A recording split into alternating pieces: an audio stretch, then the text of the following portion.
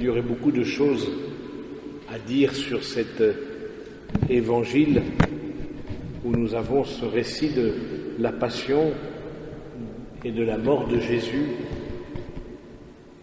Et chaque personnage mériterait en tant que tel une méditation, puisqu'il représente aussi une partie de l'humanité, une partie de nous-mêmes.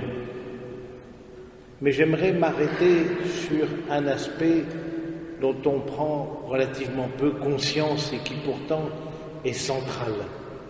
C'est ce combat spirituel, cette agonie au Golgotha, au jardin des Oliviers, quand Jésus est face à son Père et il est dans une souffrance, dans un combat spirituel. Vous savez que le mot agonie en grec veut dire combat, ce combat intérieur pour accueillir la volonté de Dieu.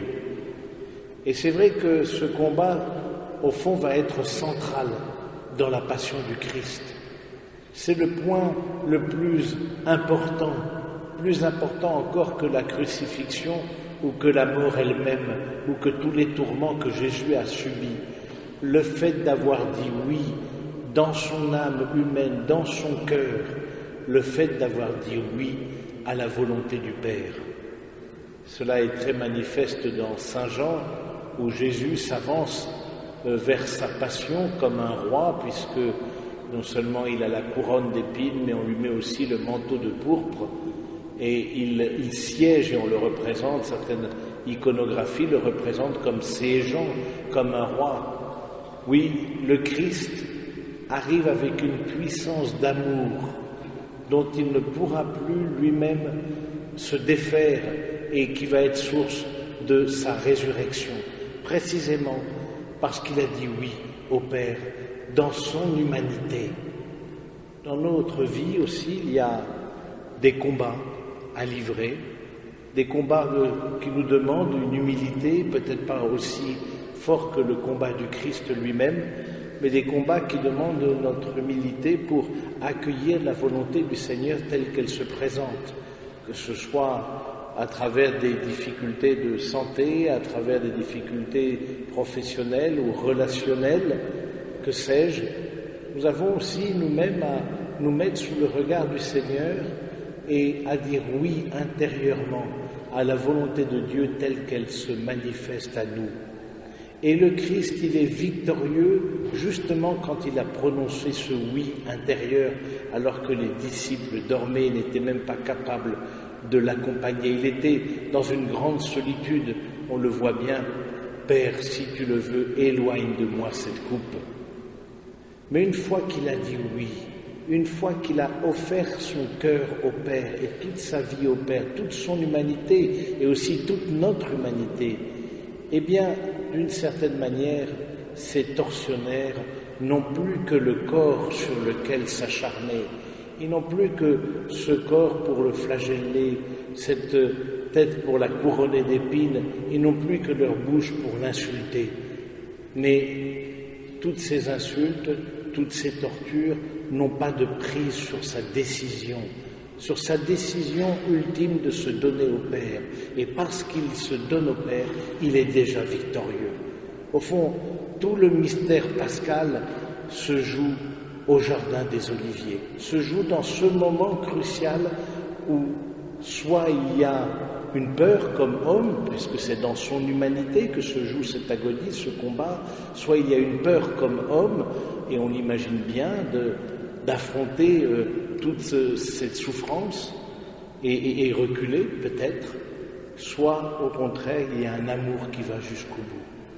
Le Christ nous enseigne cet amour qui va jusqu'au bout, nous enseigne justement que nous sommes déjà victorieux du péché et de la mort, victorieux du péché et de la mort, ce n'est pas rien, quand nous disons oui à cette volonté de Dieu, quand nous nous mettons sous le regard du Seigneur, quand nous lui offrons notre vie.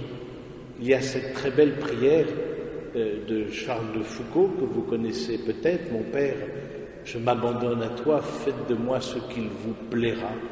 Eh bien oui, cette prière de Charles de Foucault, qui est une prière magnifique et à la fois redoutable, eh bien, osons la prononcer durant ces jours qui nous conduisent à la passion et à la résurrection du Seigneur.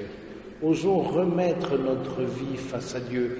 Et ce n'est pas si simple. Bien sûr que nous savons intérieurement que Dieu est amour, bien sûr que nous savons intérieurement que sa miséricorde s'étend d'âge en âge, mais il y a en nous une peur de Dieu. Il y a en nous un défi par rapport au Seigneur. Qu'est-ce qui va se passer si je me donne à lui? Qu'est-ce qui va se passer si j'accueille sa volonté sans aucun frein, sans y mettre moi-même d'obstacle? Il y a cette voix en nous-mêmes qui joue et qui résonne, et alors il nous faut à notre tour, à la manière de Jésus, faire mémoire, nous appuyer sur le combat du Christ. Et qu'est-ce que nous faisons dans chaque Eucharistie lorsque nous venons communier, si ce n'est nous demander la force en communion à la passion, à la mort et à la résurrection du Sauveur, demander la force de dire oui à notre tour, lorsque le moment se présentera, de nous confier totalement entre les mains du Père. C'est pour cela que la messe dominicale est tellement importante, parce qu'elle nous donne cette force intérieure. C'est le pain d'effort, c'est le pain pour le voyage jusqu'au dernier jour, jusqu'au face-à-face, l'épreuve redoutable de la mort, où nous serons invités à redire notre oui au Père face à sa miséricorde quand il fera la vérité sur notre vie à travers la lumière de son amour. Il nous montrera tels que nous sommes pour que nous devenions tels qu'il est. Eh bien oui, chaque fois que nous communions au corps et au sang du Seigneur, c'est autant de force intérieure que nous accumulons, pour ainsi dire. Nous parlons avec des mots humains qui sont bien inappropriés, mais des forces intérieures que nous accumulons pour accueillir cette volonté de Dieu dans notre vie, et alors être source de résurrection, être source aussi de joie à travers ce don de Dieu. Demandons, frères et sœurs, dans ces jours saints, dans cette grande semaine, demandons de nous remettre complètement dans la miséricorde de Dieu. C'est le moment particulier où il nous est proposé de recevoir le sacrement de la réconciliation, lorsque nous allons voir le prêtre en particulier pour lui demander l'absolution de nos péchés. Eh bien, nous nous mettons aussi dans l'humilité face au regard du Père pour qu'il vienne déraciner en nous ces complicités avec le mal, ces manques de courage, ces manques d'amour qui vont jusqu'au bout. Alors demandons ce soir au Seigneur, alors que commence déjà la Semaine Sainte, cette force du Christ pour aller au-devant du Seigneur et nous donner cette grâce de ressusciter avec lui.